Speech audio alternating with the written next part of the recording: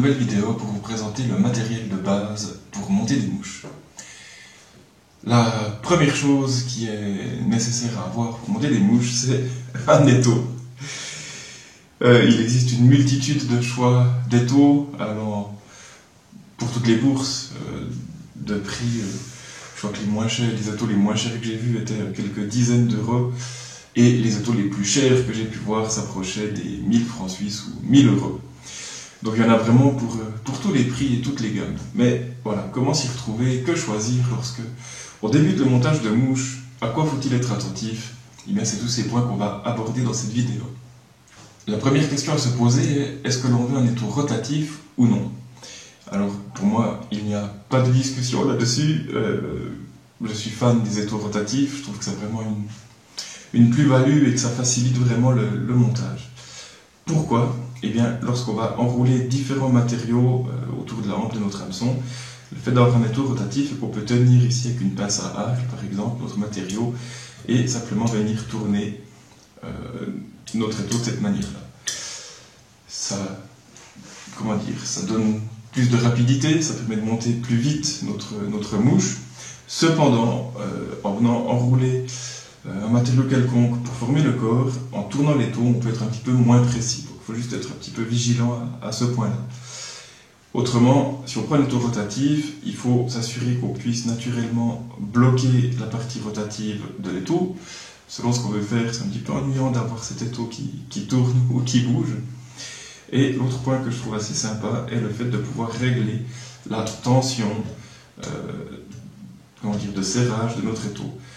Pour quelle raison? Bien simplement, si on a envie de fixer notre mouche dans un sens ou dans un autre, on peut tourner notre étau comme on veut et ainsi avoir différentes ouvertures de montage possibles.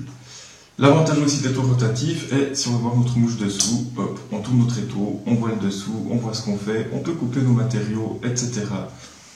Voilà, pour moi c'est un point qui est indiscutable, le côté rotatif de l'étau. Le deuxième point lorsqu'on choisit un étau, c'est le mode de fixation de l'étau sur votre plan de travail. Alors, certains étaux sont fournis avec un support comme ceci, un socle plus ou moins lourd, et d'autres sont fournis avec une pince. Alors, là aussi, la pince, on a un truc qui sera plus léger, plus maniable, plus facile à transporter. Pour moi, le seul problème de la pince est que certaines tables peuvent être trop larges, trop épaisses ici, et qu'on n'arrivera pas à serrer notre pince. Je me rappelle de mon premier étau qui n'avait pas de socle, qui était donc une pince, et sur ma table de montage de mouches que j'avais à l'époque, je n'arrivais pas à le fixer, parce qu'il y avait, le haut de mon bureau, et dessous il y avait un petit tablard, et puis l'épaisseur ne me permettait pas de venir fixer mon étau. Donc j'ai dû prendre une scie, faire un décrochement dans ce bureau, et puis ensuite j'ai pu le fixer. Voilà. Et l'autre petit point, c'est que selon où vous allez monter des mouches, je prends l'exemple du copain qui a une belle table en chêne massif, il n'aura peut-être pas très envie qu'on vienne serrer des mâchoires sur sa table. On peut toujours mettre des petites plaques en carton, un petit truc dessus, mais voilà. Du coup, personnellement, je suis fan du socle, ça permet de prendre son étau, de le déplacer, de le poser, et le tour est joué. Donc, rapidité, efficacité. Le troisième point, le troisième critère lorsqu'on choisit un étau, ce sont les mâchoires. Alors, peut-être qu'il y a plusieurs dizaines d'années, on ne se posait pas la question, on mettait des hameçons de taille 12, 14, 16, 18, etc. et on montait nos mouches. Mais aujourd'hui, avec la démocratisation de la pêche du brochet ou du silure, de différents carnassiers à la mouche, ou même des poissons de mer, on utilise parfois de très très gros hameçons. Et là, on peut vite être coincé selon l'étau qu'on a choisi.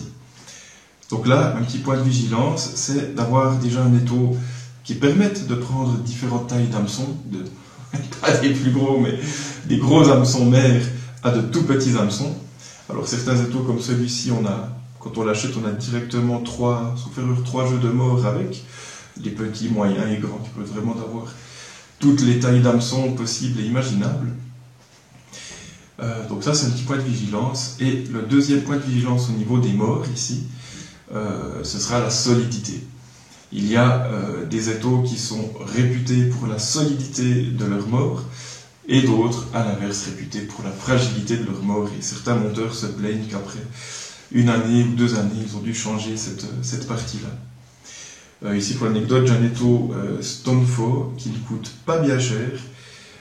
J'ai toujours les mêmes morts depuis que je l'ai acheté. Ça fait, je pense, une dizaine d'années que j'ai cet étau et ça n'a pas bougé. Et je monte beaucoup de mouches, ça ne veut pas dire grand-chose, mais plusieurs centaines, voire proche d'un millier de mouches par année. Un autre élément qu'on peut prendre en compte lorsqu'on choisit son étau, c'est la possibilité de monter des tube fly. Alors certains pêcheurs du brochet à la mouche apprécient de monter des tube fly, donc c'est ce petit tube, on vient monter notre streamer dessus et ensuite on viendra mettre un hameçon à l'intérieur. Un étau comme celui-ci, de base, ne permettra pas de fabriquer, de monter des tube fly. Il faut soit acheter un accessoire supplémentaire, ou alors d'autres étaux d'origine proposent la configuration qui permettra de monter les tube fly. C'est un élément à prendre en compte, oui et non, dans le sens où on peut aisément fabriquer un petit support pour monter les tube fly. Je ne l'ai pas ici avec moi, mais j'ai pris un long clou, un très long clou comme ceci, avec 2 petites gommes. Donc je fixe mon clou à l'intérieur, je mets la première gomme, j'appuie mon tube fly et je mets la deuxième gomme dessus. Et mon truc ne bouge plus et je peux monter mon tube fly tout facilement. Mais voilà, c'est un petit point sur lequel on peut se questionner lorsqu'on choisit son premier étau, ou son deuxième ou troisième étau. Un autre paramètre qu'on peut prendre en compte, c'est la possibilité de monter des mouches parachutes. Alors certains étaux, comme celui-ci, ont une tige qui vient se fixer, sauf erreur. Non, moi je ne l'ai pas avec moi. Ont un support avec une tige qui va monter, faire un coude, un deuxième coude. Et ici on fixe une pince avec un ressort. Et on peut ainsi pincer nos matériaux et venir concevoir notre montage parachute. Alors, oui et non. Oui, dans le sens où ça peut être pratique pour tenir ses fibres, mais non, dans le sens où on vient fixer nos matériaux de montage, on tient notre petit toupet, on enroule notre hacle et le tour est joué. Pour moi, on approche plus d'un aspect marketing que vraiment d'un aspect utile. Paramètre suivant, le support pour la bobine. Alors, lorsqu'on monte nos mouches, on peut avoir besoin de mettre notre bobine, notre fil de montage et bobine en attente. Alors là aussi, cette fois, on a un petit coude ici, avec un support, on peut poser notre bobine dessus. Voilà. Pour moi, on est aussi proche d'un truc marketing. Au tout début que je montais, je l'utilisais. Mais aujourd'hui, je n'utilise plus, je laisse pas dans ma bobine ou je la tiens avec la main. Ou un petit ressort comme ceci, on peut fixer des matériaux dedans. Voilà, c'est pour moi pas quelque chose de très utile. Paramètre suivant, c'est le support pour les outils. Alors certains étaux ont dans le socle des trous ici qui permettront de venir poser nos outils de montage à l'intérieur. Ou d'autres ont encore un support qu'on fixe ici avec différents trous pour poser nos outils dedans. Voilà, ça peut être pratique, mais est-ce vraiment nécessaire et est-ce que ça peut vraiment justifier la différence de prix entre un étau et un autre? Là encore, je ne suis pas convaincu. Paramètres divers à prendre en compte pour le choix de l'étau. Bien, le socle, on a parfois des petits creux comme ici, des trous, différentes choses. Ça peut être pratique pour y poser l'hameçon, les billes, etc. Pour gagner du temps, faire de la série de mouches. Pourquoi pas? Voilà, autrement on peut avoir une multitude d'autres accessoires, d'autres choses, mais voilà, pour moi, c'est pas nécessaire. Dans les autres paramètres divers, ce qui est important pour moi et qui me manque parfois sur cet étau, c'est différentes possibilités de réglage. Donc des étaux, on va pouvoir modifier l'inclinaison ici. Ici, on peut régler l'inclinaison de cette partie-là, qui nous permettra de bien centrer notre hameçon, et ainsi, lorsqu'on va venir tourner notre étau, d'avoir notre hameçon toujours bien droit. Ça, c'est important. Mais voilà, différents paramètres de réglage sont toujours assez bienvenus. La possibilité de régler la hauteur ici de notre tige, je l'ai trop bien serré. On peut, sur certains étaux, régler la hauteur. Alors ça peut être utile lorsque la table de montage est trop basse, trop haute, etc. Pourquoi pas? Mais voilà, petit paramètre qui peut être intéressant. En conclusion, à quoi faut-il faire attention lorsqu'on choisit un étau? Pour moi, le point le plus important, c'est l'aspect rotatif, le fait de pouvoir bloquer la rotation, régler la tension de rotation, la qualité des mors et la taille des hameçons supportés.